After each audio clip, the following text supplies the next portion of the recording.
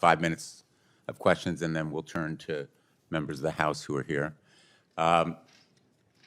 It could happen to anyone in this great country, the greatest country in the history of the world. And we're here to uphold the values and rights that make it the greatest country in the history of the world.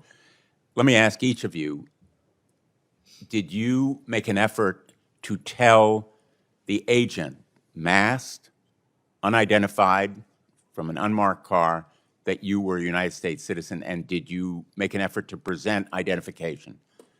Mr. Redes? Yes, I made it very clear that I was a U.S. citizen. It was the first thing out of my mouth. They asked me if I had an ID. I told them I did. I told them that I was a citizen. I said I have license plate that could prove I'm a disabled veteran. I have a sticker on my windshield that says I'm an Iraq combat veteran. I gave them any opportunity they wanted for me to show them proof. Ms. Figueroa? I did have a chance to eventually let them know, but that was already after I was in FBI custody, so maybe like 4 hours into the assault. Mr. Chavera? Yes, I was at an airport. They had my passport and everything else. I came through trusted travel programs, the lane that you're supposed to just go through in a few seconds. I've had them for years. I've been extensively vetted. I'm an educator and superintendent. We go through lots of background checks. The government has a lot of information on me. They knew exactly who I was. Ms. Velez? Yes, I told them multiple times I was a U.S. citizen. I gave them my real ID and my driver's license. Mr. Ramirez? Yes, they do. I told them multiple times I have my passport. I had my passport with me, and I told them I was born in San Bernardino. They were just replying, you know what, we're not asking for that. So I was asking, what are you detained for? Ms. Velez, after detaining you for 48 hours, despite being a United States citizen, despite showing them proof that you were a U.S. citizen, you were then charged with assault. They allege that you hit the officer in the face. Now, we saw the video. You never hit that officer. It was a total lie. And after your lawyer requested the officer's body camera footage, your lawyer requested it, the charge against you was suddenly dropped. What did the Department of Homeland Security say happened, and what did the video show? They said that I had assaulted an officer that struck them in the face, which is incorrect because they were huge, and I'm really small. You are I'm 4'11". not a big person. Not a big person.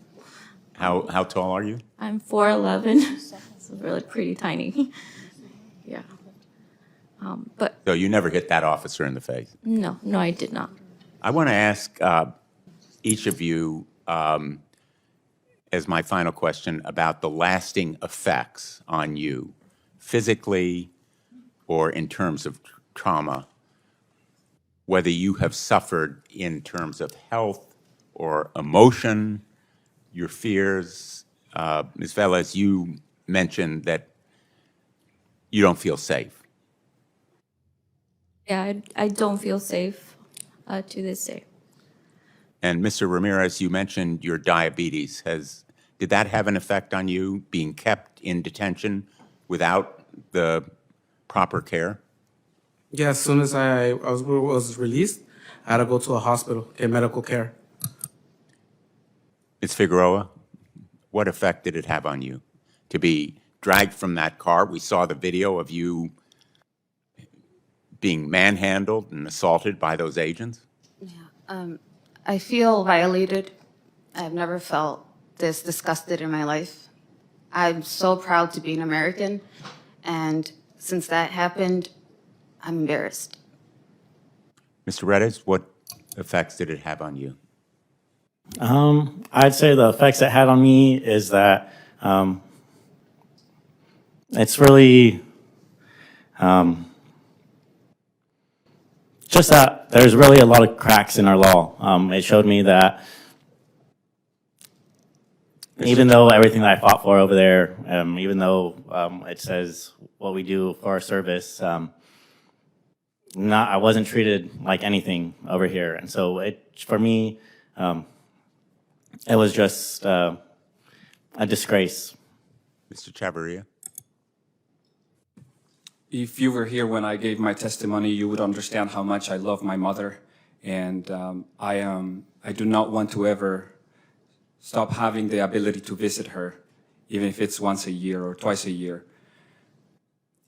And the fact that now I do not feel like I am free to visit my mother without being scared that I will be detained or disappeared at any time for any reason, I don't think that any American should be deprived from the right to visit their mother. Thank you. We will turn now to